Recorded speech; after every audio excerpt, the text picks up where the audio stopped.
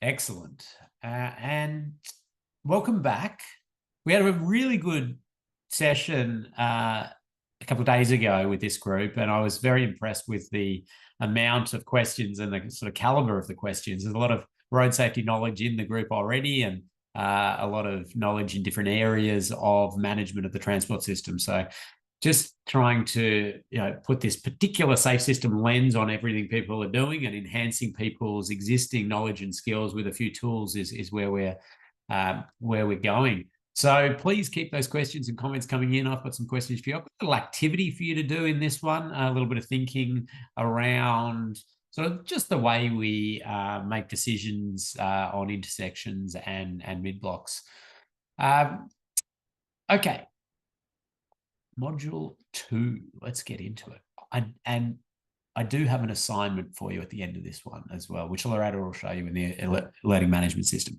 Now, don't cancel your weekend plans because it's not an assignment that big. It's a fairly short, quick one just to solidify some of that thinking we started last session around exposure and likelihood and severity, and starting to think, okay, with these decisions that are being made on the road network or in vehicles or other policy decisions, we can almost really break that down to say, are we influencing the exposure to crashes or the chance of a crash or how bad the crash is going to be? And when we say exposure, we're really thinking about how many people are exposed to that risk, and then the risk being that likelihood of crash and severity of crash. Anyway, recording the session so you can rewatch as we talked about last time. But this session, we're going to delve further into those kinetic energy thresholds for different crash types. And we're going to do that at intersections. And we're going to do that a bit at mid-blocks. And mid-blocks, I talk about being between intersections. And I'll get to that. So we're then going to sort of unpack, well, what are the characteristics of an intersection that make it align highly with safe system principles or not align highly with safe system principles? And again, we'll do the same for mid blocks. And you'll notice a little bit of terminology here, and I think this is important. Align highly. I always talk about the safe system as this alignment with safe system principles, because we got ourselves in a real tangle back maybe 15 years ago. It started, or it was really where people were saying, we will only do safe system, we'll only do safe system projects. And people are like, what does that mean? Like, how do we even make that call? And then you had these debates. That's not safe system. That is safe system. That's not, and really it is this sort of spectrum of, okay, we know what some utopian end safe system goal would be. I shouldn't maybe use the word utopian because I think we can get there. It's a lot of work and a lot of time and a lot of effort and things like that. But are we pushing towards that? Are we aligning better with safe system principles? Now, don't forget to count your wallies, of course. Now, I want to start with intersections. And intersections are a really fascinating place on the network for crash risk. And they're fascinating for a number of reasons. Some are very obvious and some are maybe not as obvious. Now, the very obvious crash risk at an intersection is what you're seeing on the screen there, vehicles hitting each other. Okay, so that's one.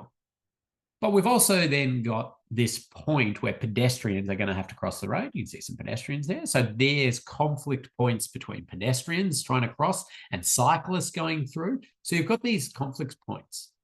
But the slightly less obvious one is the presence of fixed hazards around an intersection. So what we actually see at intersections is not just the crashes happening with people hitting each other or vehicles hitting pedestrians or the like, but you see a whole lot of turbulence going on, lots of things happening. People step out, people avoid them, and they leave the road as well and around the intersection. We also have sort of secondary crashes where they'll clip a vehicle and they'll leave the road. But interestingly, at an intersection, we often litter it with fixed point source hazards. from an infrastructure perspective. Yeah, we maybe have signal pedestals and they're non-frangible. Frangible being that term to mean breakaway on impact. Like that won't, hit hard enough with a big enough vehicle, that'll sort of bend, right? But the forces are easily enough to crumple a vehicle, seriously injure or kill a driver. So we've got signal pedestals. But we also have power poles. I mean, that's a big one. If you are trying to run power lines down a road and then turn the power lines, you need a pole at that corner. So we're putting poles right at the intersection. We put lighting at intersections. We need to get the water under the roads. So we put culverts at intersections. Hazards, lots of hazards around these intersections. So if you look a little bit at a risk sort of,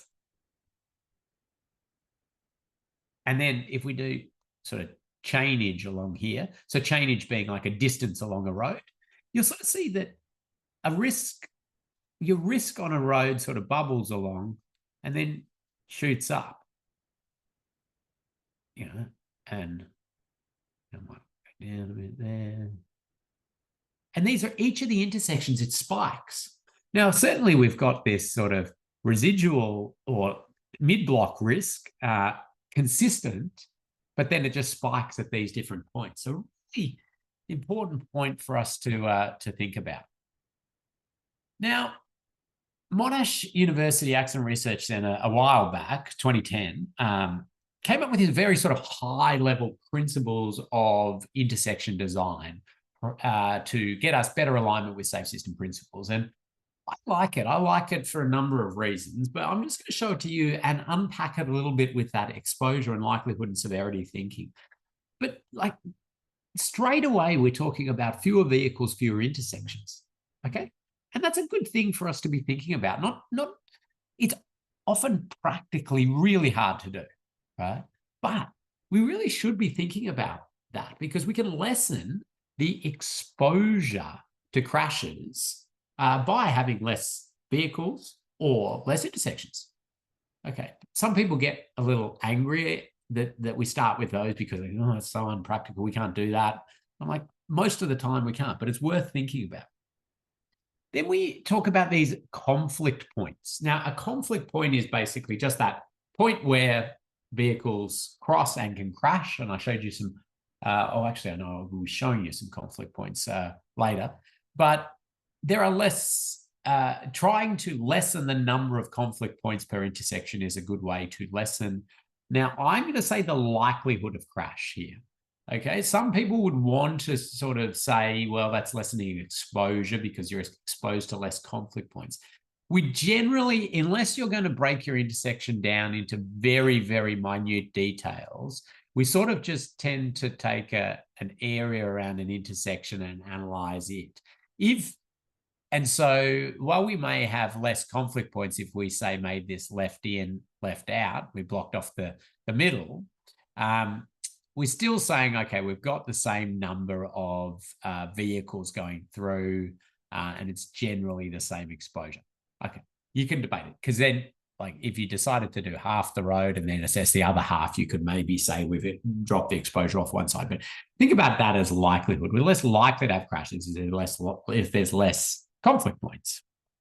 And then we've got all these severity aspects. And these are taking the crashes we predict are going to happen and mapping them to the biomechanics of injury and what we see as generally, I'm going to say, tolerable levels. And remember, last module we talked about, okay, it's not perfect. It's not absolutely everything. And there's lots of research happening around this, but it's generally getting us within what we think a lot of the community will survive when this happens. And you can see that it's mixing this angle and a speed. So we're thinking angles and speed. So yeah, around that 50 kilometer per hour for that right angle crash, then a bit more angle on it. And we get into the, you can go a bit faster. The reason for that, I'm just going to clear the page here and use it as a little bit of a whiteboard. If you remember back to your year 10 vectors, maybe you remember it, maybe you don't. crashing or vectors like that, you have some energy pushed out to the environment, but like that, more of the energy out to the environment, right? And it's a sort of bounce off that the two vehicles will do. I'm talking about car-to-car crashes here, right? They bounce that out. So we can handle more speed in those crashes. When we've got vulnerable road users, we're trying to get 30 or below for the impact speeds. Now, we don't want the crashes to happen. We're going to do lots of things to try to make sure they don't happen, but we want them at these conflict points to be down around that 30 kilometers per hour. And it says here where you can't meet these, crash risk must be reduced to negligible levels. Well, how is a good question. But there's another really important point here is we're talking about delta V here, which is the change in velocity. And you can run an intersection at very high speeds if you want, but you'll need to accelerate the vehicle and accelerate this vehicle.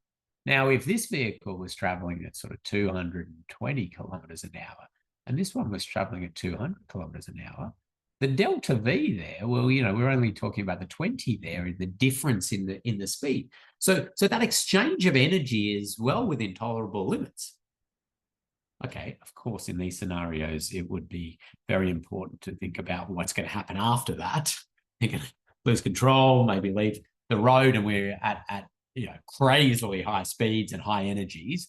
But I just did that to demonstrate we're thinking about delta V. So some of also our rear end ones that was talked about a little bit, if you've got the vehicle moving or their ability to move, when they strike, the delta V's are less. So you can see we're starting to think speeds, angles, changes in speed, in velocity. And I've popped this in here, which is a bit more information. It's really what I just covered there. You can see there that they've got this tool referenced here, ChemX, so LX ChemX, which is the kinetic energy management model. Now, again, that's a Monash University Action Research Center thing that came up. Bruce Corbin worked a lot on sort of developing that. It comes with a tool, and it's very you can get precise with your energy management at intersections. For the purposes of safe system assessments, you don't need to go to that level of detail. I mean, that's a very we're really digging into the detail, mass of vehicles, angles, speeds, and the like. Having that general understanding of about where we're at. Are we generally within tolerable levels, or are we way outside tolerable levels? Those are the kind of things we're thinking about. And even with your angles and intersections, you don't need to be this precise. I mean, it's quite easy to do this in CAD and the like, but I would say, okay, we've got a new intersection being built down here, or they're planning the new intersection. We've got a vehicle coming out here, and a vehicle could strike it here. The bullet vehicle could be coming through here. It says 104. I mean, that's close enough to a right angle crash, right? Then they come out here, and there's going to be far more angle on this crash when it happens. So, so for maybe the right angle one, we're thinking 50 kilometers per hour or below. And this one, we're maybe thinking 60 kilometers per hour or below based on these. So we've got the right angle there. And then this one's got a bit more angle.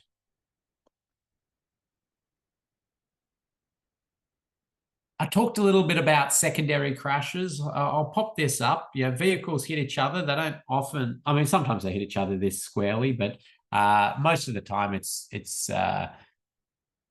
hitting different parts of the vehicle, and vehicles flinging out everywhere. And the Centre for Automotive Safety Research, University of Adelaide, did a bit of a study of a collection of a lot of their crashes they investigate, and replotted them onto this just to show, okay, we've got vehicle coming in there, and they crash, and secondary death and serious injury sort of occurring over here. Now, okay, do you need a lot of research to have, I think we could have predicted that, couldn't we? But it's there. It shows, though, that we do see these other other impacts. So thinking about how we design that intersection with more friendly roadsides around intersection, I think is important. And I think it's really something we've forgotten as an industry, or never really done anything about as an industry. Not forgotten. I mean, we just never really did anything. It was very hard to do anything. But I think it's something we've got to think more and more about. Okay, so that gets me to a point where I'm going to get you to do a little bit of work now. And I see we've got a comment question in around the exposure likelihood and severity. And I'm going to talk a lot about it as Loretta's sort of popped in there in the chat. We're really going to unpack this. And actually, that's what your assignment's going to be today, is to really get your head around this exposure likelihood and severity. And I want to practice doing that with this little exercise. So I'm going to give you an intersection here. And I'm going to tell you a bit about this intersection. And then I want you to come up with some changes to this area. But I'm going to ask you to categorize your changes into influencing exposure or likelihood or severity.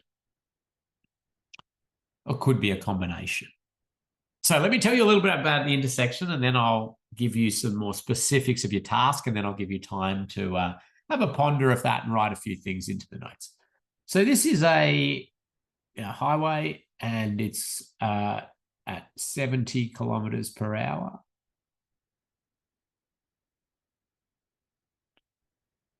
This is a local collector road, and it operates at 50 kilometers per hour. Now, the main road has 21,000 vehicles a day. Side road has about 2,000 to 3,000, 2,000, 3,000. This is a shared user path. This is a drainage culvert, drainage structure. This is a bus bay here, a bus stop. It's all residential. There's a school down the road there, probably maybe 300 meters down the road or so. This is a service road, two-way service road. They have some accesses out and in further down. Up the road, probably 400 meters or so, there's a set of traffic signals up here. And about maybe a kilometre down the road, there's another set of traffic signals down here. What else can I tell you about this road? It's got a bit of a Danish offset or a Z intersection, which is around the wrong way. Makes my eye twitch seeing those things. Not that I think this is a major source of death and serious injury, but it's always makes my eye twitch. Like with a Danish offset crossing or a Z crossing, depending on what you want to call it, you want to get your pedestrians walking towards oncoming traffic. So you're going to walk in there and down. So any pedestrian will always be facing oncoming traffic. It's a bit like actually if you walk through a railway level crossing, pedestrian crossing, the designer has made you look both ways down the track without you even knowing it. It's just beautiful design. You walk in, you walk down one way, then you turn around and you walk down the other way, and then you cross the tracks, right? And you've looked both ways just down the track. So they designed that. So Danish offsets should do the same, make you look at oncoming traffic. Anyway, that's an aside. That's a little thing.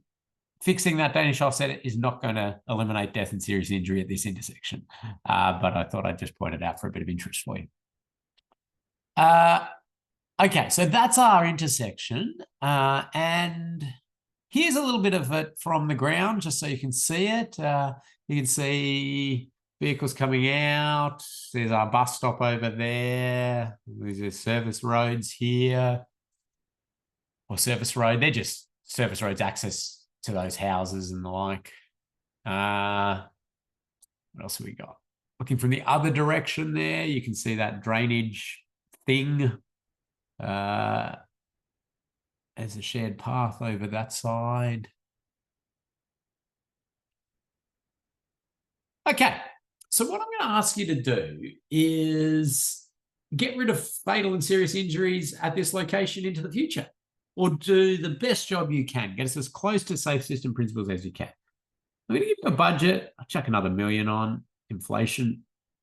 You can have $4 million to do what you want, except for you can't close the intersection. I know you're thinking back to that Monash University sort of hierarchy I said, yeah, fewer vehicles, fewer intersections. We've done the consultation. In this case, we can't close that intersection off. People have to be able to turn in from both directions and turn out to go both directions. They want that full access intersection.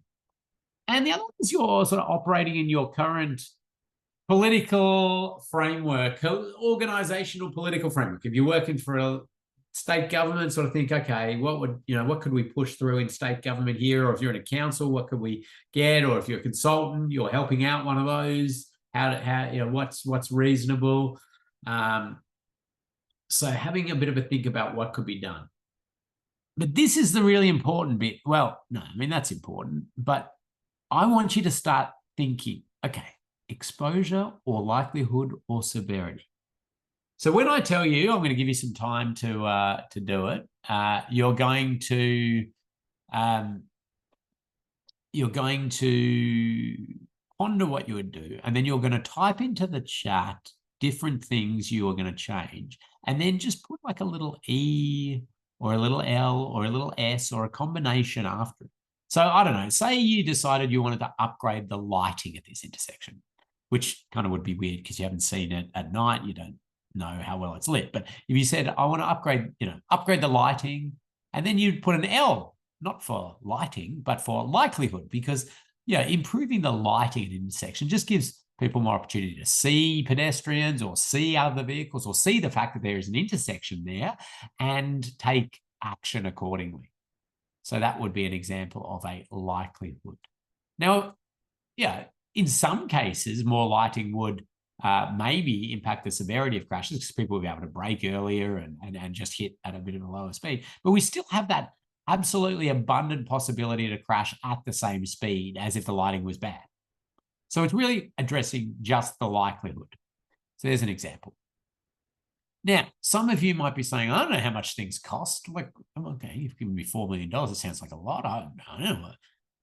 I will be an instant cost estimator tool. So if you want to know how much something costs, I will immediately tell you. So all you need to do is type cost and then whatever you want to do, and I'll tell you, just type it into the chat.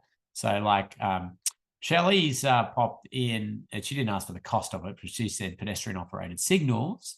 I'm going to say that will cost $3.1 million.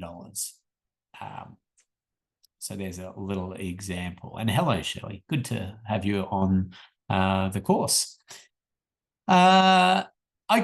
Any questions on this? You got the idea. So you're just going to type it in now. You can share it with everyone. Remember, you're not being marked on this, but I'll tell you now, this is a nice little practice for your assignment where you will get marked. So have a go at it. Take your time. I'm going to give you sort of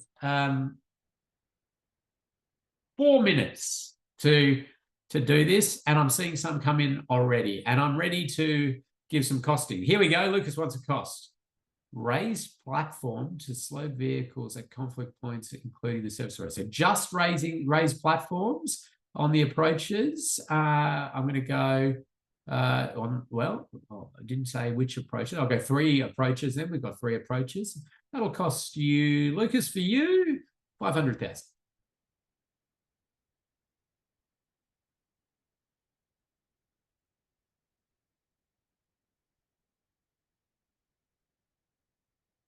Fully signalized intersection cost. With the pedestrian operated signal, I pretty much fully signalized the intersection. So add another 100,000 to that because we pretty much did it all anyway. I was thinking the pedestrian operated signal plus some other ones. So 3 point. Oh, 3.3 for the fully signalized intersection. Set up quite well. I suspect in the past somebody built it, so it could be somewhat easily signalized.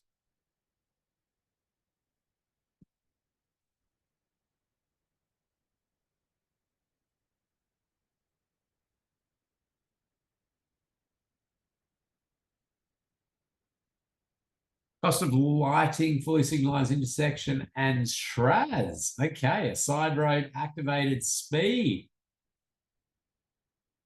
So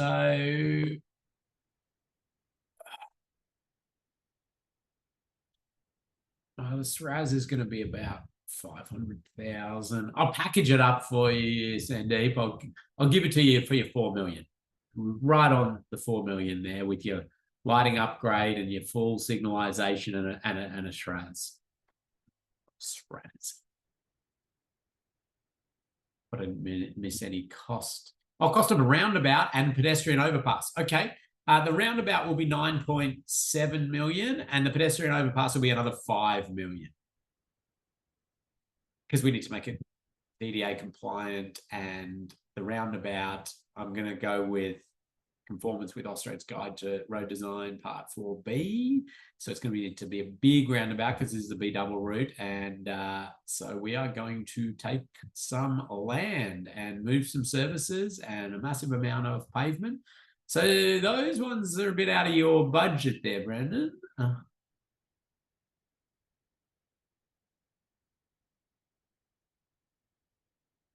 Oh, okay. Sarah's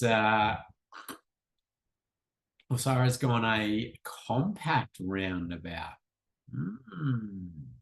Oh, with speed reduction on the approach, this is quite exciting. An idea here. How compact can we go is the question, and yeah, I'm gonna come back to that. I think we could afford it. We just got to get it smaller. And yeah, you remember the raised platforms, if you're talking those, weren't hugely expensive. But I wonder what other issues might arise associated with that. Let's have a chat about that. Okay, I'm going to give you 30 more seconds. This group is awesome. Lots of ideas coming in. Lots of categorization too into exposure, likelihood, and severity. I love it.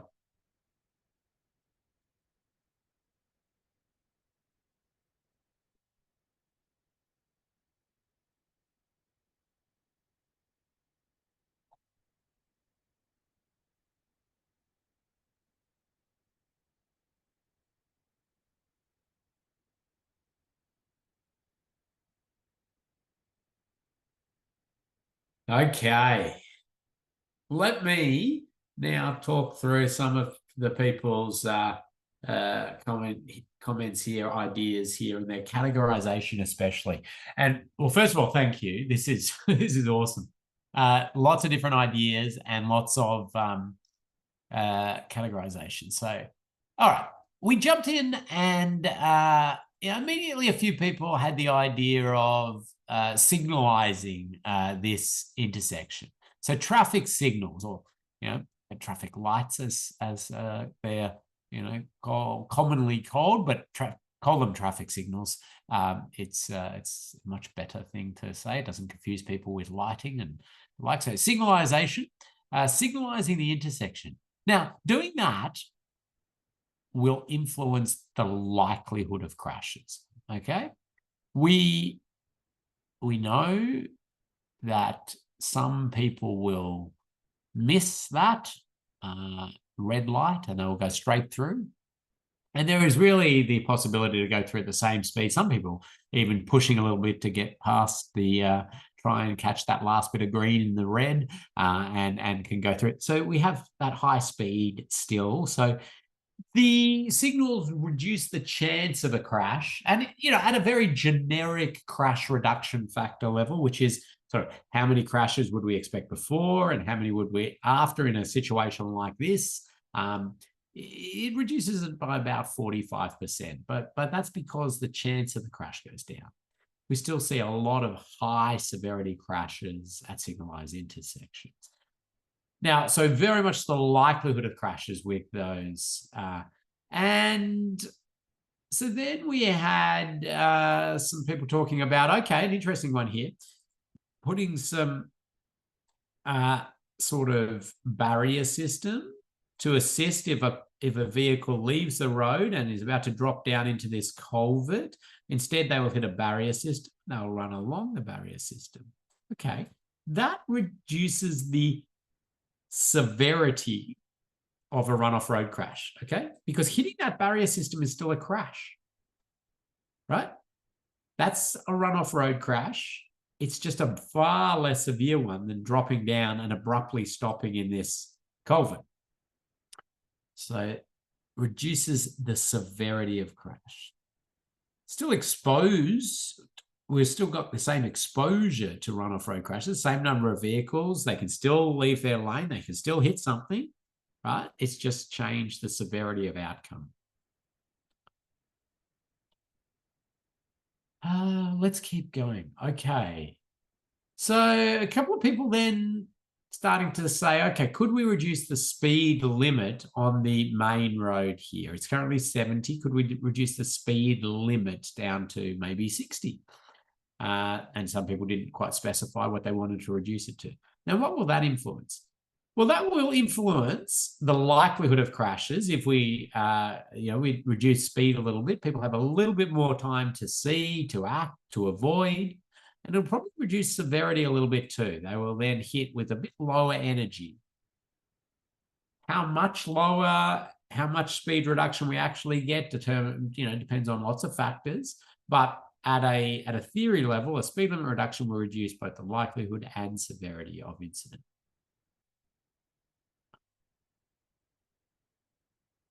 So we've got more signalizing and also thinking there about linking it and signal linking. And that's a really a good one as well. That can reduce the likelihood of crashes even further. You don't get that sort of, so if you've got that sort of connected, smooth running, it can reduce the likelihood a little bit further than just the signalization. So I'm just flicking through. I won't get to everybody's. We had this interesting idea then of a side road activated speed, a SRAS or a STARS or a RIORS, or there's so many names for them, which is, for those not familiar with it, it's where you essentially detect a vehicle coming down here or a vehicle waiting to turn, and you lower the speed for the speed limit for the vehicles on the main road, those bullet vehicles. Okay, so you actually have a electronic speed limit sign that will flash a different speed only when they've detected that there is risk at that intersection of vehicle-to-vehicle crash. So that will reduce the likelihood and severity of crash. Again, just the same as the speed limit. Actually, those do also seem to work a little bit to alert people, which adds us, not just the speed reduction they get, but they're a little more alert, oh, something could be coming. So that's good. Then we got into our little discussion of roundabouts. Can we afford it? How big is it going to be? And a roundabout, though, let's put our costs aside at the moment. A roundabout is going to be something that reduces the severity of crash, definitely, and the likelihood a little bit. I'll show you why that is shortly. But one of those challenges is, how big would it need to be to get a B double around there? It's an odd shaped roundabout, isn't it? We'll come back to that. Okay.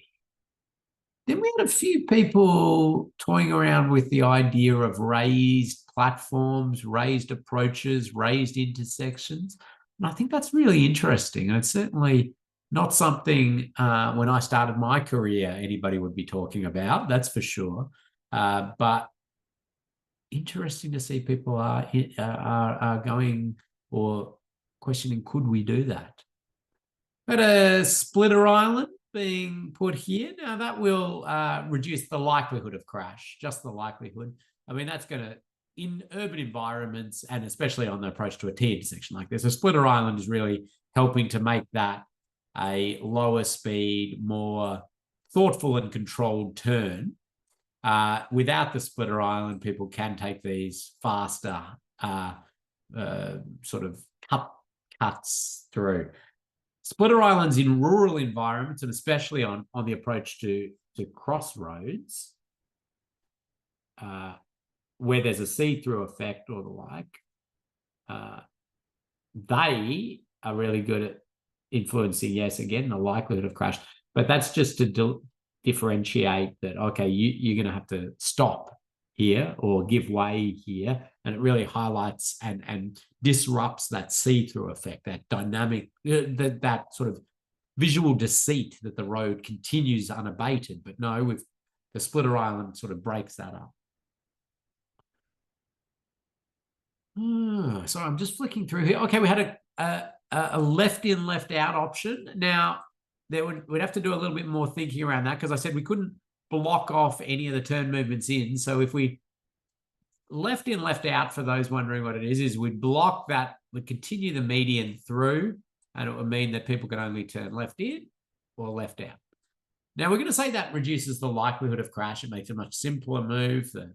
It probably would do a little bit for severity as well. Just those crash types are less severe than the one where the vehicle is coming out and getting struck in that square position.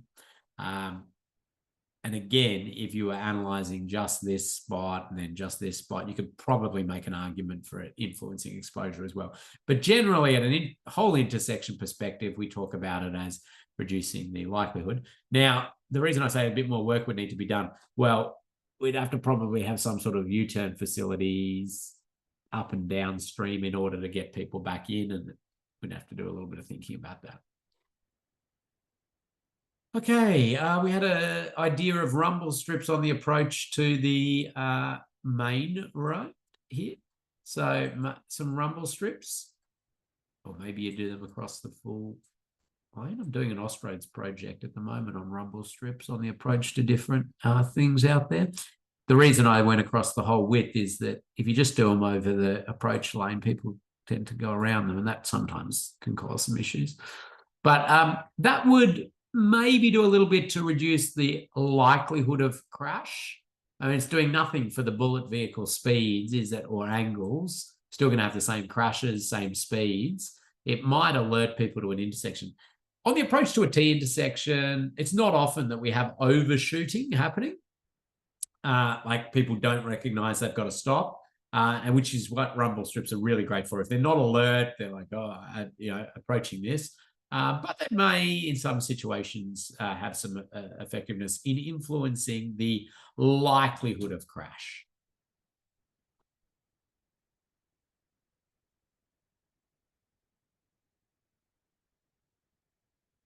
Okay, I'm just reading Barnaby's one there. Very good bit of detail in there. Some speed reduction. I think we've covered off most of those, so that's good.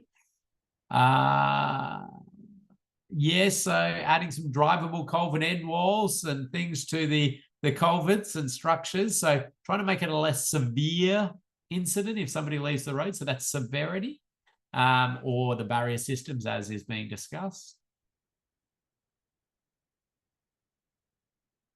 And Lucas has asked a good question around, is it possible that the severity at signalised intersections might even be a bit more? And that is possible. We sometimes do see some increases in speed through intersections by some.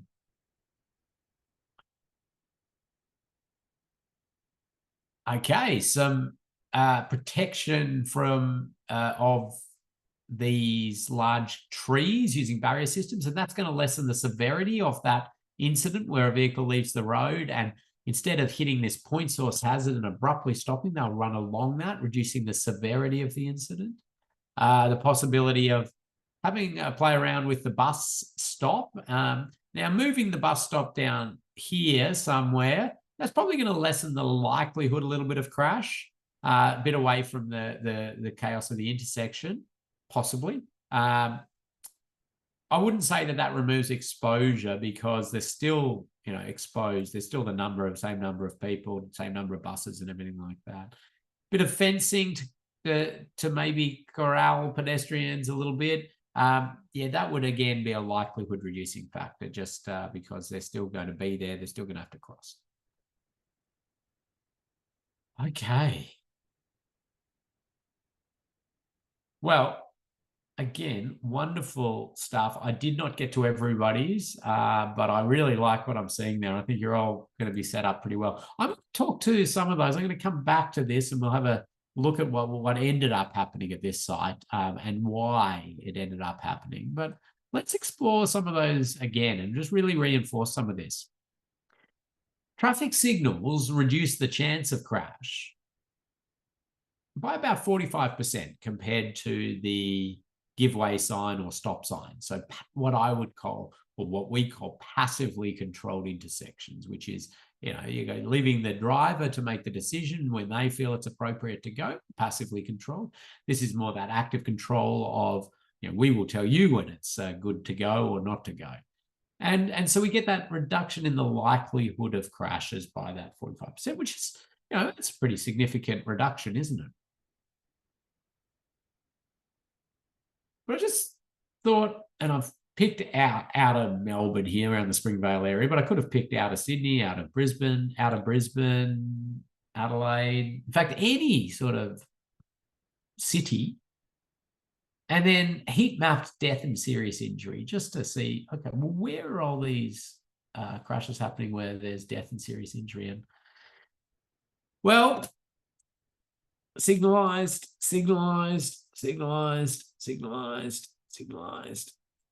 You get the picture. Now, the exposure to crashes is high. Don't get me wrong. There's a lot of vehicles going through both directions. But the idea that a set of traffic signals is some ultimate safety treatment is just not right. In fact, I just happened to be doing this for Metropolitan Melbourne recently, using the IRR database, which the Department of Transport and Planning has invested in, which is a risk rating database, and just extracting, well, what are the worst intersections? What are the top 100 intersections for death and serious injury, or risk of death and serious injury? 92 of them are signalized intersections. So we really need to disrupt this idea that that's, I suppose, a safe treatment. Okay, it's safer than a passively controlled intersection, but surely we've got to do more, and we've got to say that this is failing us. And it's not a highly aligned safe system treatment, because we are putting all of the responsibility there to this driver to see that red light and act appropriately. And when they don't, we push the blame squarely back on them. And we say, well, you shouldn't have run the red light. Well, you should concentrate. But the reality is, people drive in all states of consciousness. God, we're going to do so much, and we're going to keep working on trying to improve that they're more alert, they're more awake, they're more compliant, they're not affected. But there's so much of that going on that we really need to start to say, what can we change at these high risk locations, these spots where risk spikes? The roundabout, on the other hand, okay, it reduces death and serious injury by about 80 to 85%. Now, I am talking about areas where it's dominated by vehicles. So pedestrians and cyclists, they don't have as good a time of it, and certainly in very highly pedestrianized areas or highly cycling, like major cycle routes and the like, we might need to readjust that and consider it. And we're going to talk about that next module, actually. We can delve into pedestrians and cyclists and these sorts of areas. But in these sort of areas, vehicle dominated, 80 to 85% reduction in death or serious injury with a roundabout. And the roundabouts are really addressing that severity and likelihood. Lots of severity reduction. And the severity reduction is interesting. I mean, sorry, I flashed up a very small roundabout there. The severity reduction is really interesting in the sense that people go through at lower speeds and they crash at better angles. And I've got some diagrams to show that. But we immediately, I said there, the cost of the roundabout at that site you were looking at, I've gone 9 million. Might be more. Okay, they're super expensive. Look at the land of this one, for example. It's big, isn't it? This is just a one-lane roundabout. Multi-lane roundabouts, we're going to be quite big. We've got to try and get these large vehicles to be able to go around and maybe even U-turns. So you need these big sort of radiuses of swept paths and the like. So very effective from a road safety perspective, but can cost a lot. We've got to think about pedestrians and cyclists. And we also, there's some sort of traffic engineering thinking to do around the management of vehicles and congestion and the like. And on unbalanced flow, but roundabouts can be a bit of an issue. And by unbalanced flow, I mean, kind of like the one you were looking at. You know, if you had big movements of traffic along there and a smaller movement along there, it may be that one queue just ends up extending during certain times. Mind you, you can then do metering of roundabouts, which is good. So you could put a set of signals here, put a loop in the road back here, and when the queuing gets back to that loop, it triggers those signals to change. And then, you know, these ones can flush out. Well, you know, a bit of space here so they can do it. That also can kind of often nicely link to a shared path. But anyway, so unbalanced flow gets a little bit problematic. And roundabouts generally don't sort of pump as many cars through as a set of traffic signals. Okay. You can do more to roundabouts to get more capacity out of them, but you just cannot absolutely like pump cars through a roundabout the way you can a set of traffic signals. But then, you know, why so big? I said so big because of those large vehicles turning and sweeping around and the like, but there is more of a trend of looking at some of these smaller roundabouts. These are UK mini roundabouts, and they don't worry about a large vehicle having to get around it because a large vehicle just goes over it. Right? They're just painted or very low profile. Now, people often say, well, this is not going to perform well at all because you've got these straight runs through and vehicles will go through fast. Okay, that is one part of why we get such benefit out of the roundabout. There's another part which is often forgotten, and it's the disruption of ultimate priority. And what I mean by that is a vehicle approaching this intersection from any leg does not think they have necessarily priority. They're going to look around, they're going to check, they're going to be aware. Okay, and those are big wins in road safety. So disrupting ultimate priority is good. The US has been doing it for a long time with four-way stops, if you've ever, or three-way stops, if you've ever driven in the US or seen that. Everybody comes in, slows down, looks around at this high-risk spot. So we've got this disruption of ultimate priority. Where we see a lot of the problem at intersections is where one leg has this just ultimate priority. They're just driving along at speed, not looking around, just driving, and something pops out. They're going at high speed, fairly unaware of what's going on, and bang, we've got something catastrophic happening. If you can, disrupt this, it's pretty exciting for the reduction in likelihood. And if you're really worried about those high speeds, as some of the people in this group said, well, could we lower speeds a bit on the approach, maybe try and calm people down? Some people do. They see that they've got the ability to go. They take it a bit faster than we would like. So you can maybe just taper some speed with these raised platforms. Now, those are very different road environments to what you are dealing with. These are more local streets, aren't they? Residential areas with a local collector roads or the like. But I think the principles we're starting to unpack here are pretty important. So just back to roundabouts versus signals for passenger vehicles or for trucks, for vehicles here. We're just going vehicle to vehicle crashes for now. This is sort of your conflict point diagram. There are just less ways to crash at a roundabout. So that's good.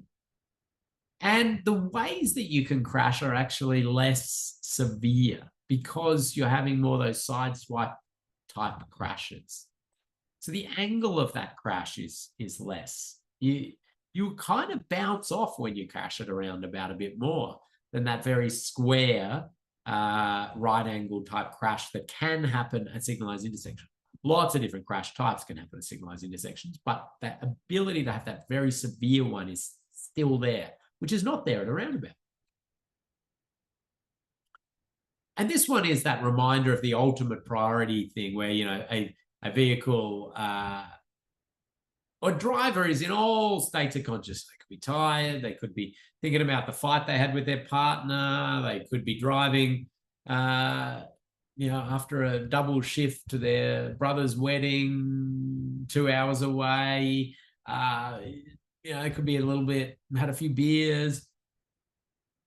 We would love everybody not to be driving in those states, and we're going to keep working on ways to try to minimize that. But gee, there's a lot of it happening. And if we can sort of awaken them at these particular higher risk points, we're in a bit of a better position. Now, roundabouts are fascinating. I mentioned I was just chatting there earlier with Loretta about being part of the Roundabouts Appreciation Society of the UK, which is quite funny. There's a calendar every year, but roundabouts are fascinating, and that they don't all perform as well as each other, and there's different things. You start to lose some of the effectiveness of roundabouts the more lanes you add to them, because people are able to take faster lines through. We have a whole lot of conflict points emerge with the weaving and people exiting and the like. So they get quite, you start to erode that. The radius, the size of the roundabout, there's a lot involved in that. I popped this sort of diagram up for a couple of reasons. You can see, small radius roundabouts, when they have multi-lanes, there's quite high speed through some of them. And speed is generally a really good proxy for crash risk in most scenarios out there. You can, the higher the speed, the higher the crash risk is. It's pretty good usually. You can see as it gets bigger, it sort of plays out. Single lane roundabouts and turbo roundabouts. And I pop this in just for your interest a little bit, but also because it shows some of those principles we've been talking about. A turbo roundabout is a 2-lane roundabout, which has a raised separator on the approach and a raised separator within the circulating carriageway. It essentially does channelization through the roundabout. And you stop those straight lining throughs, you really stop those vehicles exiting. You've eliminated some of these risks of these multi-lane roundabouts. So right, they're nice. This one's out of the Netherlands. You can see, you can probably guess that with the wonderful bike facilities going under the roundabout. They would never dream of putting bikes through that. Here's another turbo roundabout. And I love this one for a couple of reasons. It's actually very clear to see the path of travel and the like. I love this. Look, we've got a truck that's entered into the roundabout, and we've got this vehicle coming up here. The angle of crash, just magnificent, right? That's a wonderful angle.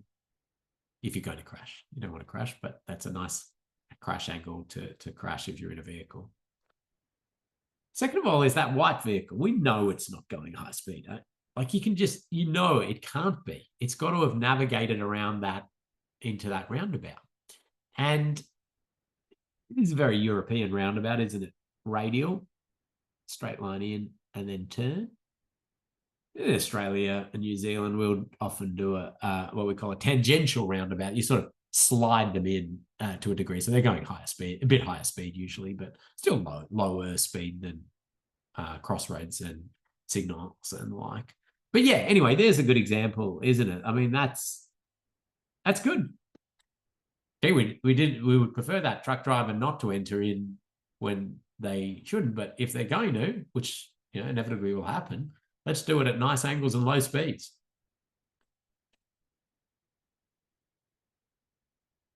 Look at this beauty. Again, out of the Netherlands.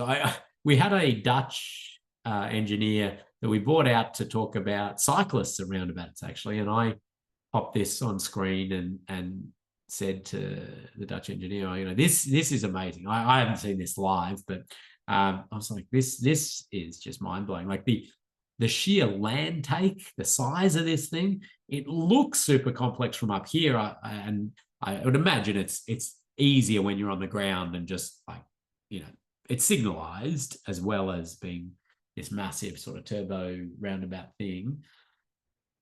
And I said to Dutch engineer, asking a little bit about the traffic volumes and the speeds and, what is these roads, connector roads, or what are they major?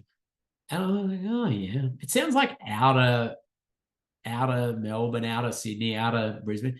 And I was like, yeah, in Australia, I reckon that would be, well, probably a large signalized intersection running at 70 kilometers an hour, 80 kilometers an hour. And the Dutch engineer was just like, what about, you're going to kill and seriously injure your community. How would you possibly run an intersection like that? I'm like, I agree. It's ridiculous, isn't it? It's just this common practice. Nobody seems to be questioning. Could not fathom that you would possibly expose your community to that level of risk. And they would rather do this, slow them down, prove the conflict angles, get everything calmed down. Just an interesting sort of perspective on what we do as common practice. But I like the fact that people are playing around now with some of these big signalized intersections, just huge sources of death and serious injury, and trying to see what could be done. This is a concept of a cut-through roundabout at a major signalized intersection. It's not been built. I think we'll continue to work on that. I personally think that people would be able to navigate this far better than the concerns a lot of people have around, how confusing it would be and all the other challenges. But there's processes that you need to go through before something like this. But I do like the fact that now people are saying, hang on a second, are we okay with another large signalized intersection, vehicles going through high speeds, bad angles, and just lots of death and serious injury going to happen? Can we change things? And that's the key for me. Can we introduce things to start to address the severity of crash?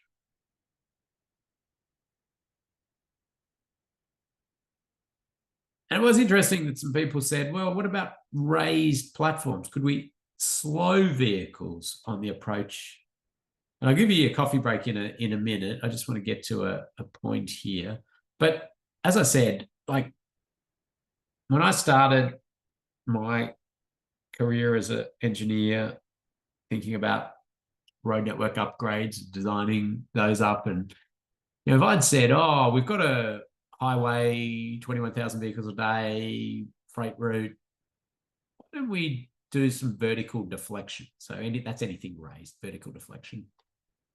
I would have been laughed at, first of all, but then probably told to sit in the corner and think about the silly thing I just said. Like it was just unheard of that you would disrupt traffic on these major roads with anything like that. We're okay with horizontal deflection being sort of roundabouts and things to go around. But for some reason, the up and down was unacceptable. And the reasons people gave were things like disruption to freight, buses, bouncing passengers around and these sorts of things, and all appropriate things to think about. But one of the big changes, I think, is that people have always had in their mind a certain ramp profile of these features. Very sort of like your urban speed hump is what people are thinking. But on some of these high roads, you flatten them down a bit. They're not like that. You can see this one's kind of shallow out of Europe.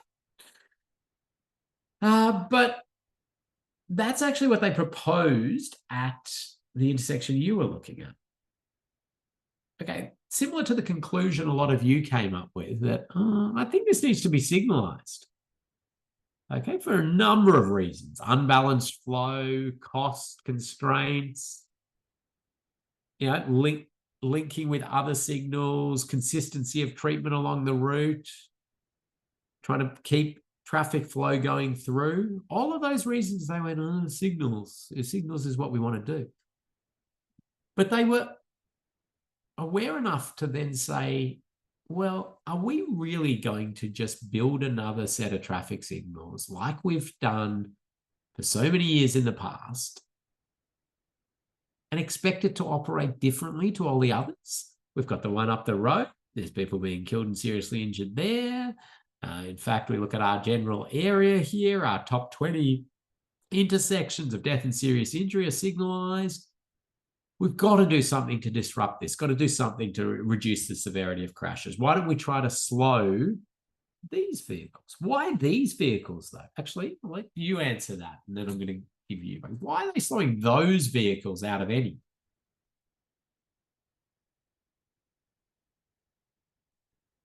Why do you think those vehicles? Why not slowing the vehicles coming out of here or trying to address them?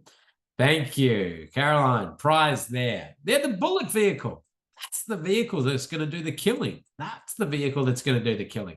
That vehicle's not going to do the killing. Well, not to vehicle crashes, pedestrians crossing. That might be something for us to have a look at.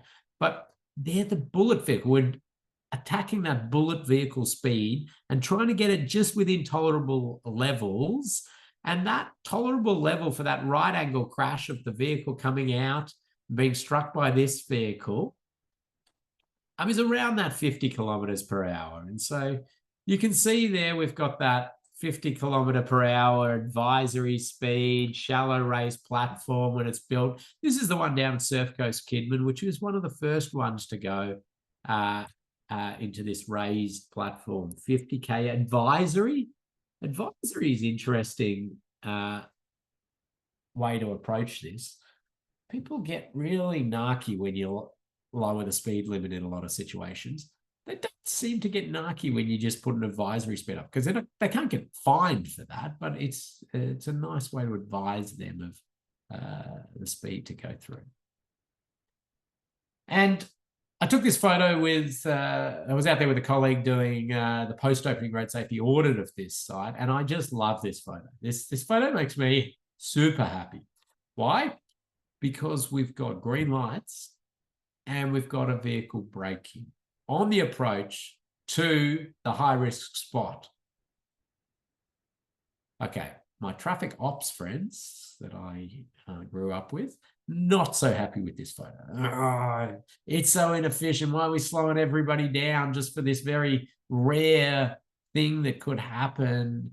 And I'm like, what are you talking about? If we put a roundabout in there, everybody would slow down and you wouldn't be jumping up and down about it. It's just, this is new. This is different. This is acknowledgement that it's unacceptable for us to just say to our community, stop running the red light and then walk away.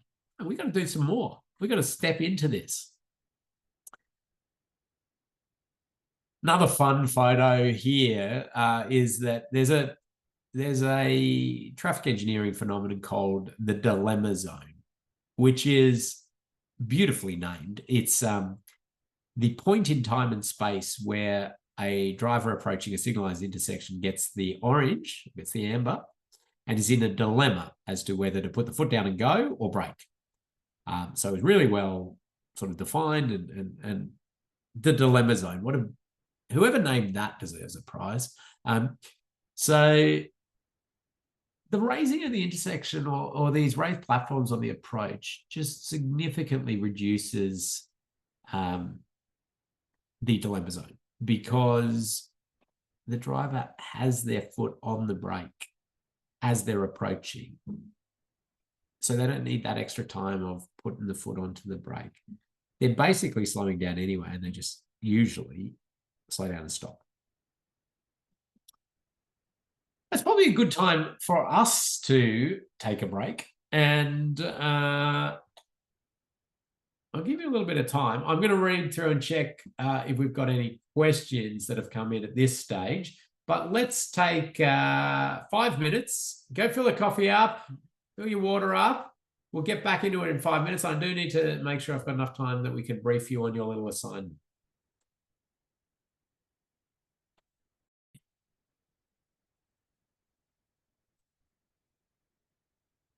Just again, reading through some of the wonderful comments and questions. And I love the fact that a lot of people are sharing with everybody there. So chatting to everyone.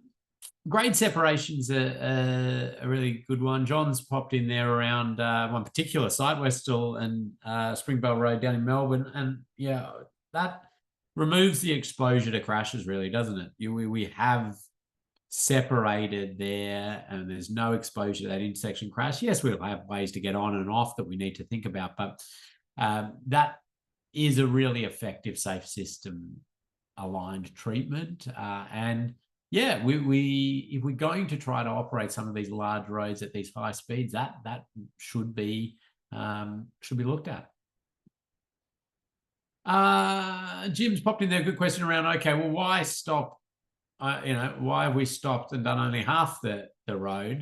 There's pedestrians and cyclists coming off that shared path. Surely we need to protect them as well. And yeah, that's right. We ideally we'd sort of not be trying to mix high volume, high speed roads against crossing pedestrians and cyclists, vulnerable road users. So it's sort of a very high level of transport planning issue.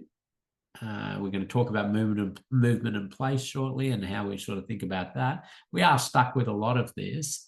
And I suppose this is somewhat a compromise to say, well, the bulk of the risk here is associated with vehicle-to-vehicle conflict. Yes, the pedestrians are fewer. The exposure of pedestrians is lower. There's less pedestrians crossing. And this will help a bit. It is not fully aligned or very super highly aligned with safe system principles for pedestrian and cyclist crashes. It's better aligned than the 70 kilometre per hour. And there was a study done by, an evaluation done by ARB of the effectiveness of some of these raised intersection on these large high volume roads, and pedestrians and cyclists actually were quite a big winner out of this in terms of reduction in risk for pedestrians and cyclists as well. So that was interesting. Even though it doesn't get it to safe system speeds or threshold speeds for pedestrians and cyclists, it's pretty good. And this one's interesting. This is Dalton Childs Road. I'm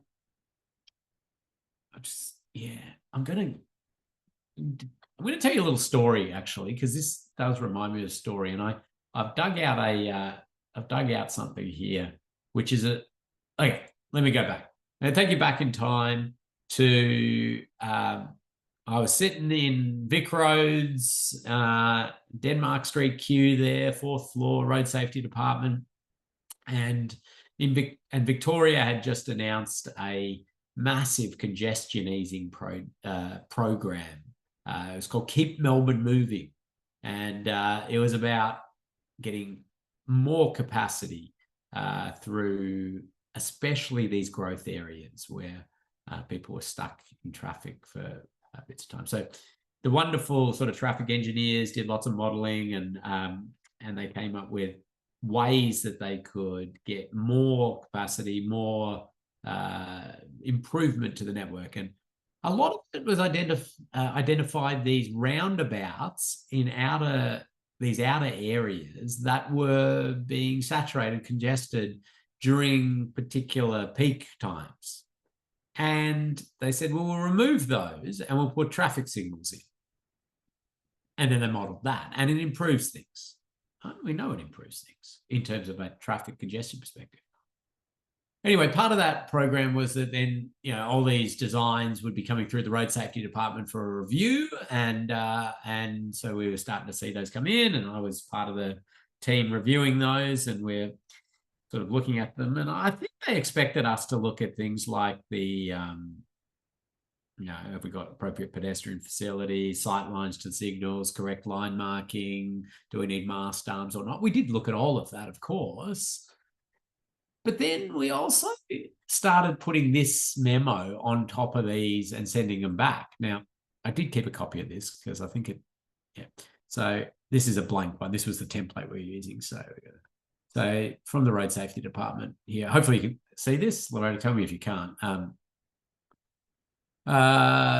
what do we say here? The Road Safety Department has analysed this project as increasing crashes as follows. So Project Life, we need to put a life on a project for a whole lot of purposes, but number of deaths attributed to this project, 2.3.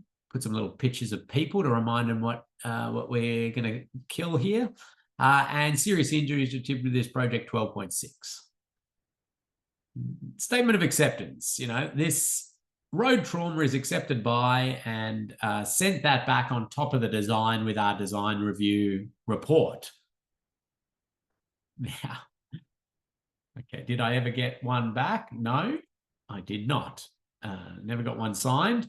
Did I get, well, our team got asked to come in and see the exec director and had a long chat about the responsibility of a road authority is we've got a lot of responsibilities and it's varied and it's important to keep the traffic moving and people need to get home, and that's a really important thing.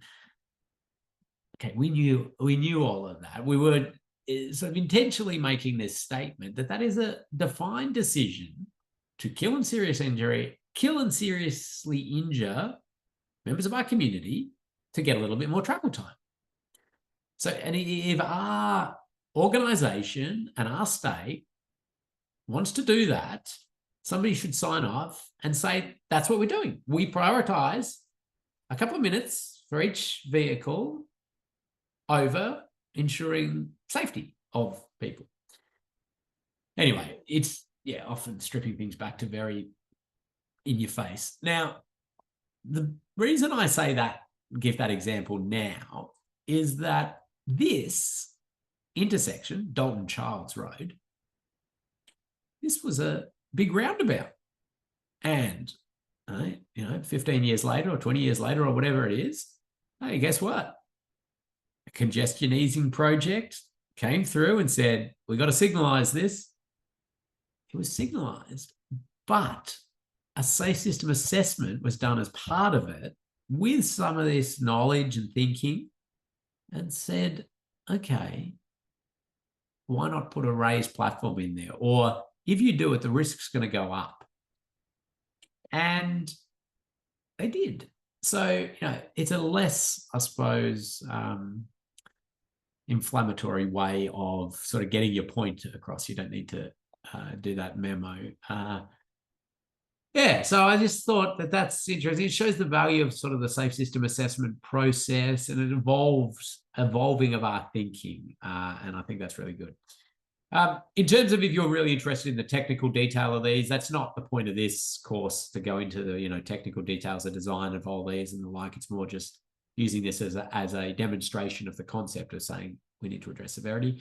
We've got the Road Design Note 0307. We've got the Austroads now has produced this. There's a picture on the front of the New Zealand race signalised intersection, but that's got good information in it. We also got, there's about 16 or 17 major large signalised intersections in Victoria that have been done with raised safety platforms, and happy to sort of point you at those. And there's we've put a fair bit of information on our website, and then I can also send you those evaluation reports if you've got an interest. So there's a good ARB one, there's a good SMEC evaluation report of these, and then of course we've got this Austroads one as well.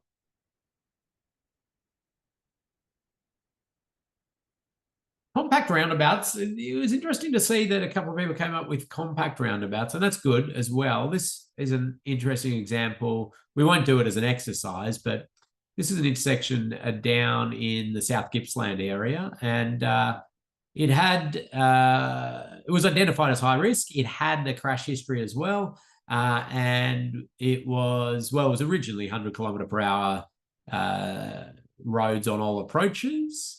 And then it was reduced to 80 on all approaches as a band-aid to try to stem some of the death and serious injury happening. And there were some other little features put. You can see some rumble strips on the approaches there, trying to alert the non-priority road users because we've got a very straight through, see-through effect, overshoot, crash risk problem there. But the region looked at this and said, well, what can we do? What would align really highly with safe system principles? And they said roundabout, right? We want a roundabout here. Now, this is a Telstra exchange building, telecommunication exchange building. You can see the property lines quite up close to the edge of road. And in Victoria, at least, we like to do reverse curves on the approach to a roundabout. The roundabout's going to be quite big. We're taking up heaps of land. We got to take lots of this land. We got to do these big sort of. It's going to be big. It's going to be expensive. It was about $1 million just to move this thing out here. Like, okay, could we justify that level of expense? No. So the region looked again and says, well, what about we just do some right turn bays? That's going to help. And some warning signs and the like. Again, that's going to improve road safety a little bit. But are we getting things within these safe system tolerable speeds and angles? And this is very passenger vehicle dominated crash risk problem here. And then they said, no, well, what about we just take the principles, strip it back to the principles? And could we provide a smaller roundabout, straight approaches, slow vehicles down, again, using a little bit of vertical deflection, and very small roundabout. That little circle in the middle is a roundabout. The rest of it is a concrete apron. So large vehicles sort of track over that. Anyway, that's sort of what they built, and you can see it here. Again, just examples of people striving for higher alignment with safe system principles rather than just saying, oh, well, no, we will just go with something that reduces the likelihood of crash. So, yeah, it's pretty good. It's a good, another good example. Now, we've developed a road design note on compact roundabouts. There's, again, a lot of design detail and nuances associated with this. And we based a lot of the design guidance on this particular one, which is the Lance Creek roundabout. A lot of learnings out of it. We've got a few more now emerging around the state. But you can see that it's a small roundabout in the middle there, big concrete apron, which is the term for where a vehicle can track over it. By having that small roundabout, you can't really, and you need to be able to have large vehicles track over. You can't put your lights in the middle of the roundabout, so you've got to put them out. You've got to think about where you place different signage and the like. So there's a bit to work through, but yeah, again, I just like it as people questioning that. Can we address the severity of crashes as well? Now, I've got a little quick poll to pop up. I'll pop that up now, and then I'm going to jump into some other stuff. I'll just launch that poll now, Ken, but there is a question that's come in the Q&A if you have a chance to look at that one. Oh, okay. I will. Has the poll popped up? There it is. Yep. Okay, thank you.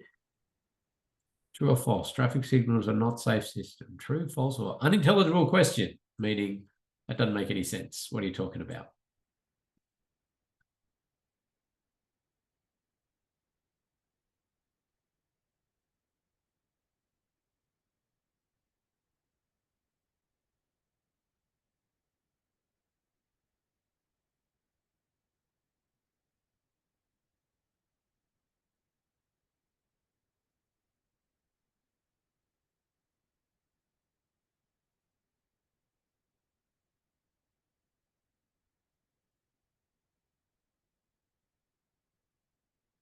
Don't worry if the poll's not popping up on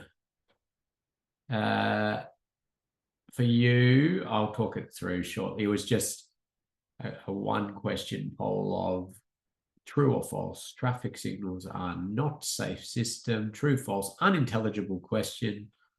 Unintelligible. I'll give it a second. Now, Faisal's talking about staggered stop line, signalized intersections. I'm not 100% sure I know exactly what I can picture this. Maybe shoot me a picture of it or the like. But if we can, like a staggered T where we separate so the C straight line through is quite effective in reducing the likelihood of crashes. We've done that in lots of rural intersections. I'm sure, Faisal, you did a few up in the northeast of Victoria in your time. So that's effective in reducing the likelihood. I haven't seen too much of it in terms of signalized intersections. Looks like we've got a street view that's come up, so I can have a quick look at that while people finish off.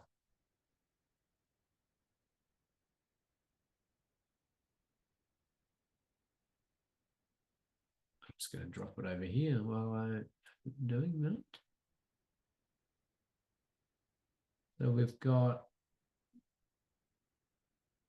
Oh, okay. So there's a sort of lateral shift. That may assist, reducing the likelihood of crashes, trying to stop people having that straight run through. Interesting. I'll have a bit more of a look at it. It's good to see some analysis and innovation in that. Okay, what do we say on the poll here? Let's end that. Okay, so we had a bit of a mix, true, false, and a couple of unintelligible questions. And unintelligible question is not a bad one, actually, because first of all, talking about safe system as a binary concept is weird. Like, that is safe system or it's not safe system. I talked about it. It's better to talk about that. Aligns really well with safe system principles. That doesn't align really well with safe system principles.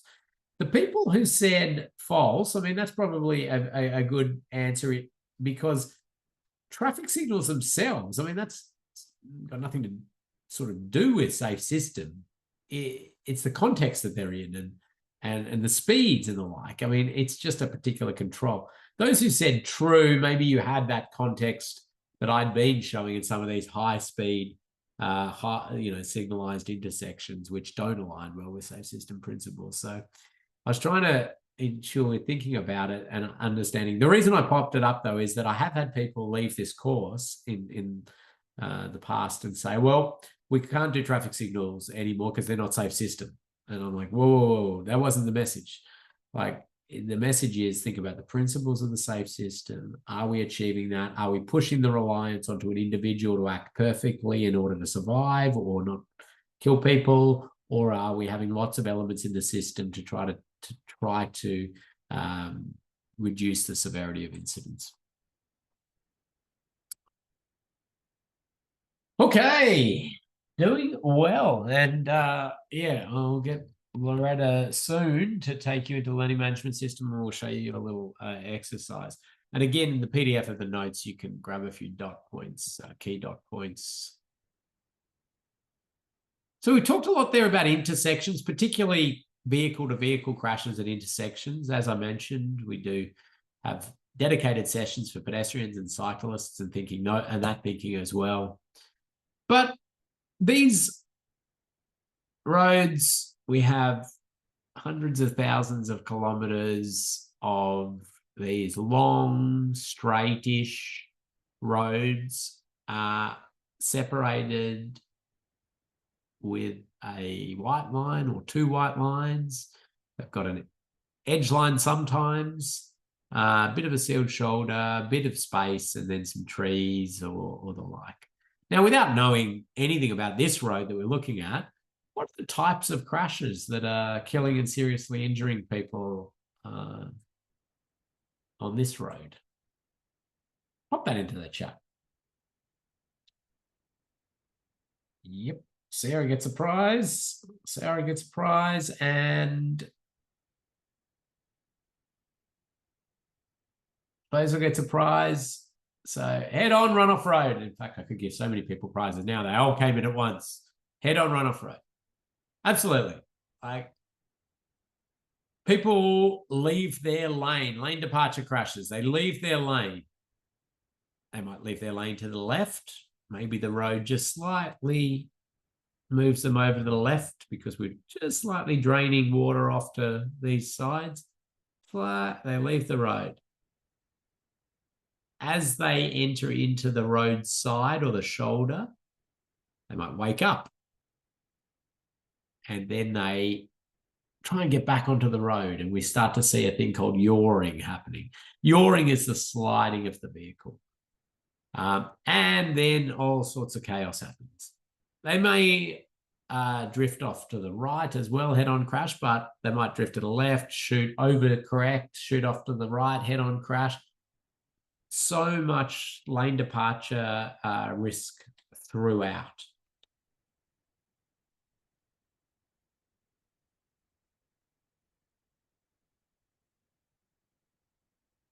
You remember I said that the side impact pole test, that one in the picture is 29 kilometers an hour. It's gone up to 32 kilometers an hour. But when we start to think about trees, power poles, vehicles traveling at 100, leaving the road and possibly yawing, meaning that they're sliding sideways, we're so far from what the human body can handle or the vehicles can protect the humans from in terms of energy absorption. The forces are just unsurvivable at these higher speeds. Somebody predicted, based on the frames here, that this was about a 60 kilometer per hour impact speed. So this is a pretty serious crash that we've got here. Hang on, if I can just wait. So this is like the violence of this. That just shows you how much energy transfer there is. It's unsurvivable, even around this 60 kilometer per hour mark, let alone hitting at these even higher speeds.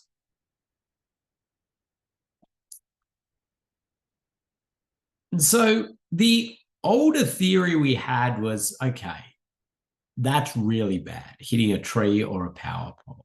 So we've got to clear those out, okay? And we'll clear them out to a certain distance, which gives everybody enough time to recover. They leave the road, they've made the mistake, they recover in this distance, and then they can get back on the road, or maybe they need to be towed out because they got bogged, whatever it is. But research over the past sort of decade showed that, okay, that certainly helps. And you can see here, clear zone. You can see their clear zone, and that's a term that a lot of you will know, but that's the area from the edge line free of fixed hazards. And this is run-off road casualty crashes per 100 million vehicle kilometers traveled. You can see it drops down as you clear some of these fixed hazards in the immediate vicinity, but it sort of asymptotes out, doesn't it? It doesn't go below around that 4 mark ever. Well, you just got to keep clearing and clearing. So we talk about clear zones as not necessarily a safe place to be. And that's because vehicles go beyond clear zones. And also this phenomenon pops up where vehicles roll over in these cleared areas.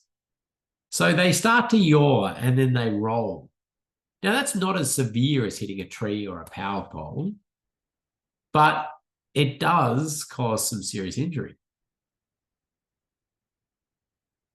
So wide clear zones are not necessarily the safest place to be, and they don't have the highest alignment with safe system principles. They do, within the first 4 to 5 meters, have a pretty significant reduction in death and serious injury, but we're still left with a lot there. And this research that's been coming out from a number of different spots, MUAC, ARB's done research into CASA, Centre for Automotive Safety Research, University of Adelaide, all to combine and really had a look at this concept of clear zones and started to dispel it. And Melanie can have a prize there because we've moved away in Australia and New Zealand under Austroads from the concept of clear zone.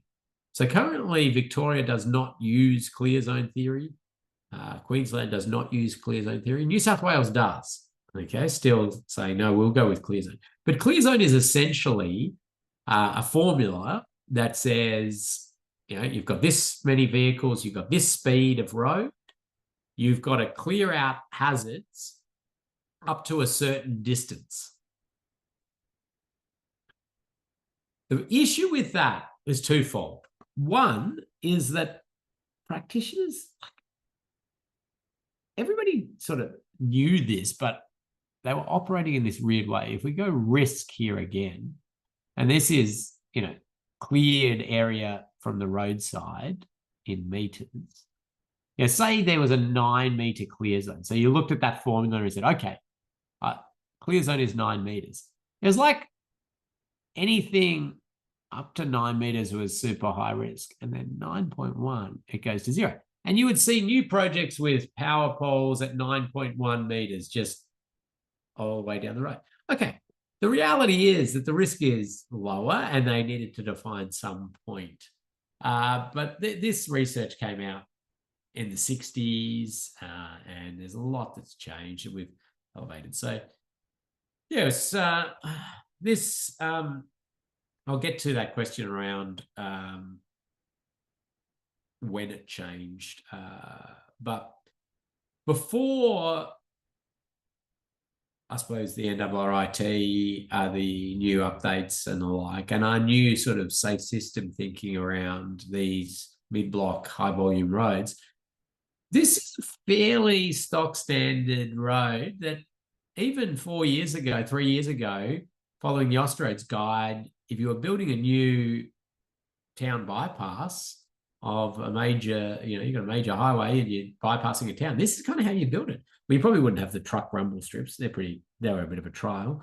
But you'd have 3.5 meter wide lanes. You'd have, or something around that. You'd have some sealed shoulder. You'd have, you know, trees lined just outside the clear zone. You'd have a big wide median. You probably wouldn't have these shrubs, but and you know, your median would be wide enough under the clear zone.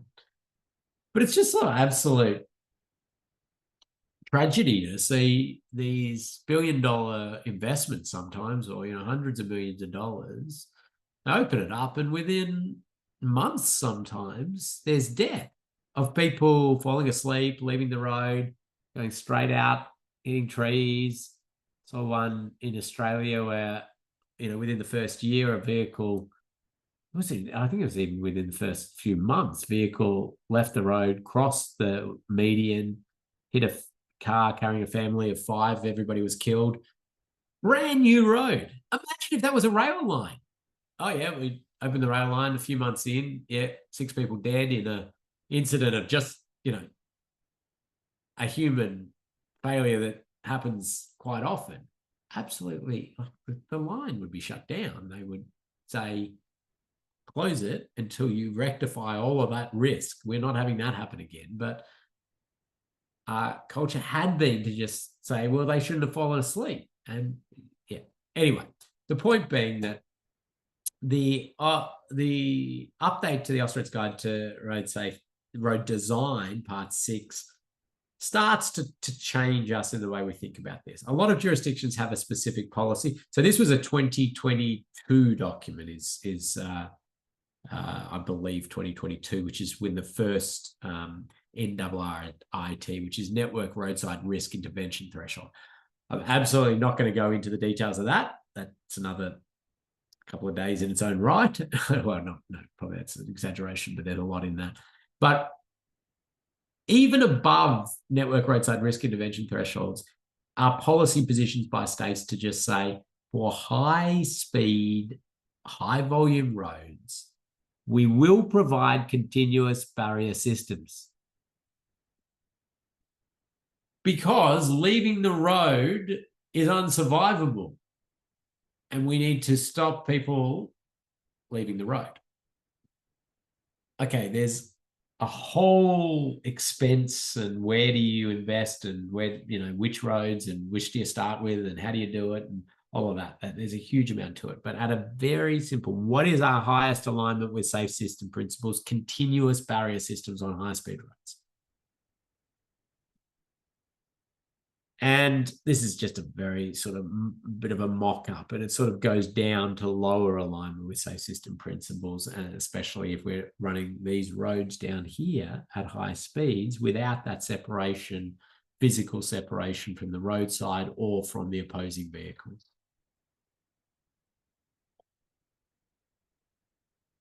And some different cross sections, which I just think you might find interesting, and it's a bit hard to see, but if you look in here, these were some early draft sort of New South Wales ones. Don't take the specifics of this.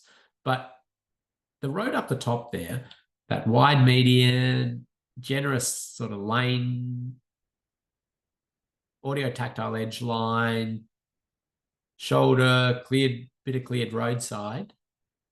That's a 4-star road. The same way you put an Energy Star rating on a fridge or a washing machine or the like, you can star rate roads for safety. There's an international sort of procedure for doing that, and you can be accredited to star rate roads. So that's 4 stars out of 5.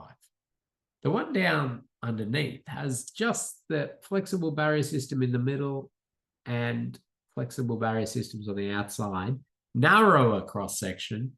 It's a 5-star road. It shows you that's the higher alignment with safe system principles. Lots of other cross sections in there I won't spend time on.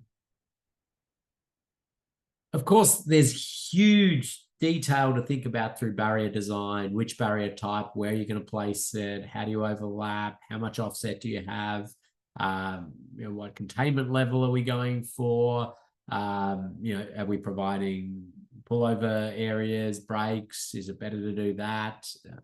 Lots of things. So I'm again just covering off the principles here.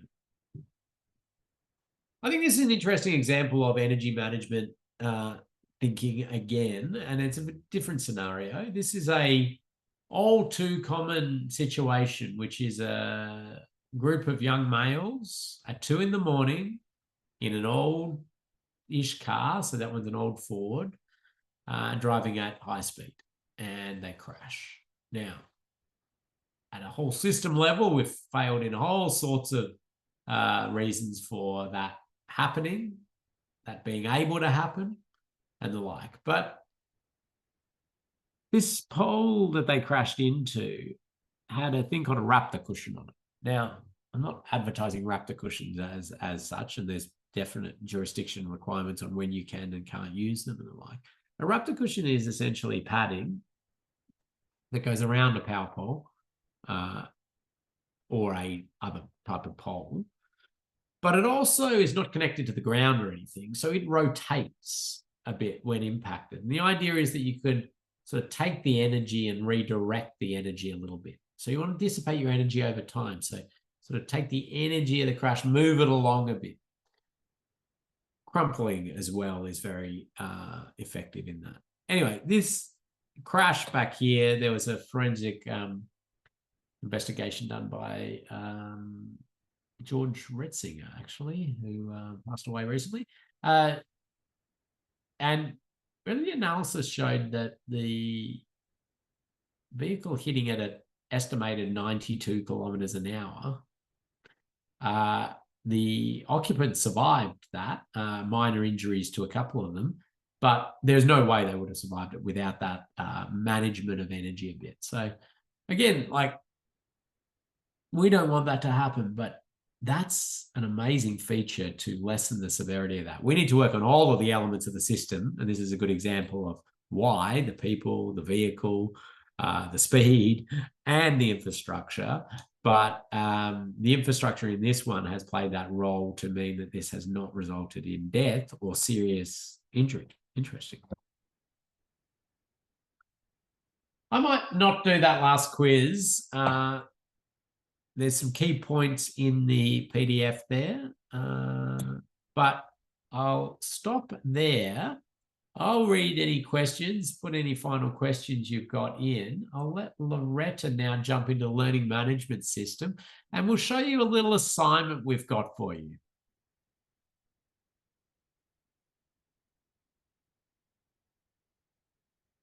Okay.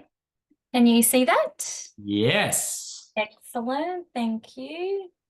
All right. So as you would have seen, Module 2 has opened up today. So quite a lot of resources in here that you can read through and download to your own devices. There are two things to do. So there's the quiz, just like yesterday, or not yesterday, Tuesday's quiz.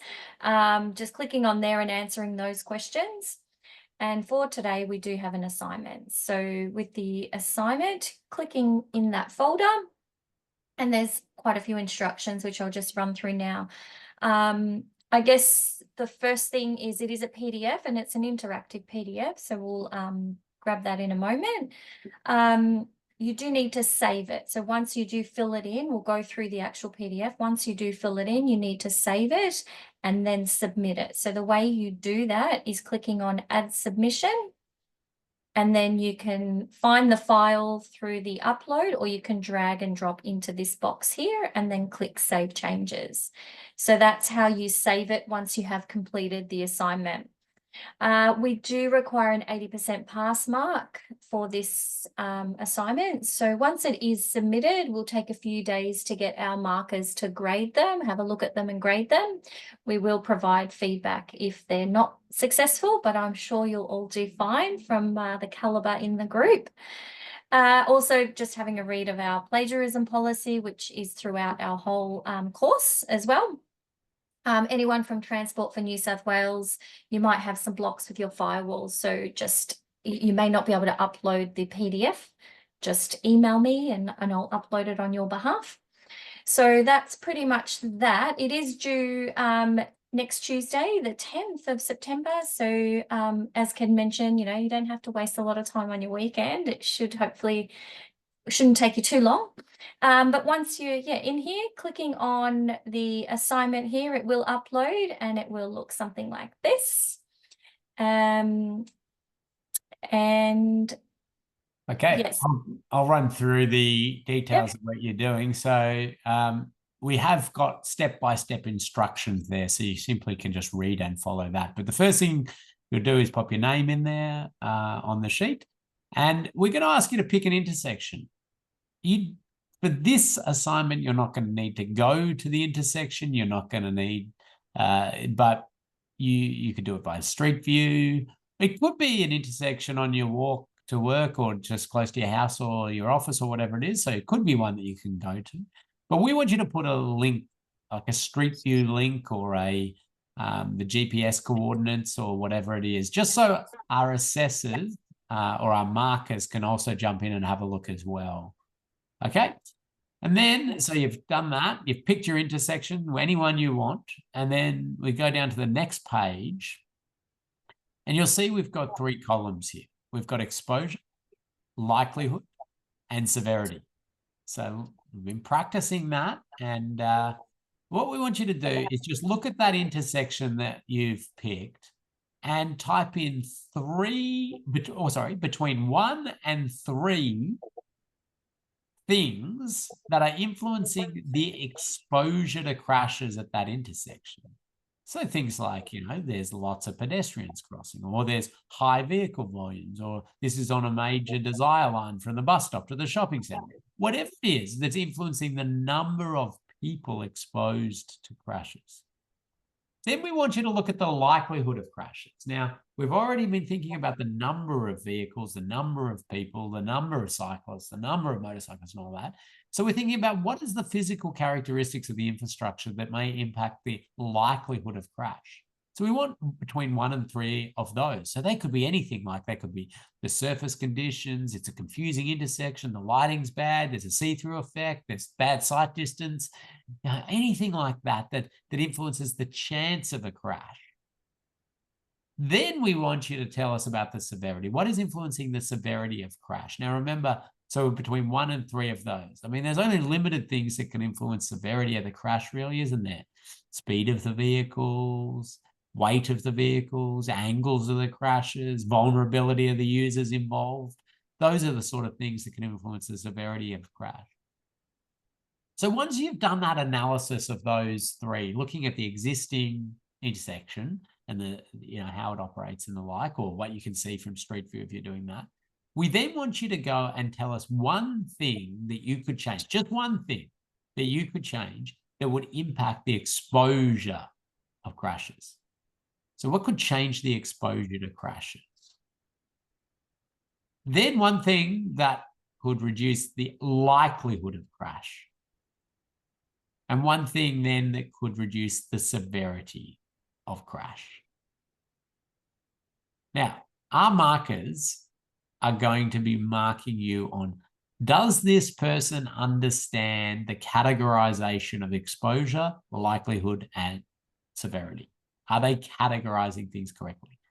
They're not going to be overly harsh on the viability of what you're proposing, or how much it might cost, or whether that would work with other traffic operations. Like, we're not overly worried about that at this stage. It's more, this is really about, can they categorize? Have they got their head around this? So this is sort of important for us to be able to assess infrastructure for its alignment with safe system principles, is to understand that categorization, and that's what we're checking here. So then you're going to save that and drop it in there, hit submit, and it'll get marked and sent back to you. Now, as we always talk about, as Loretta said, if you're struggling, if you don't understand what you've got to do, don't mope, just get in contact, and we'll have a one-on-one coaching session with you. We'll talk it through. We'll make sure you understand the concepts, and then you can have a go at it. You can have a go at it, see what you get as a mark, and you'll get feedback and the like. But I think you'll do all right here. So any intersection could be one that you remember from when you're on holiday, or it could be the one out the front of your house, whatever it is. Grab it, Street View, link, and then fill it out, and off you go. Do the quiz as well, and I think that's about it. So I think we're going to give 5 minutes now for people to get a start on that, and you've got till Tuesday. If you log in a little early, Loretta's going to do more trivia, chance to win a prize. We're also going to see if anybody wants to volunteer next time to talk us through the intersection that they've analysed and that exposure, likelihood, severity. Which I always enjoy. So thank you. Wonderful session. Again, great input, great interaction. Anything I've missed, Loretta? No, all good. Thank you. Thanks everyone again for coming. Yeah, we'll see everyone next Tuesday. And yeah, just email me if you have any questions. Thanks. Bye. Bye.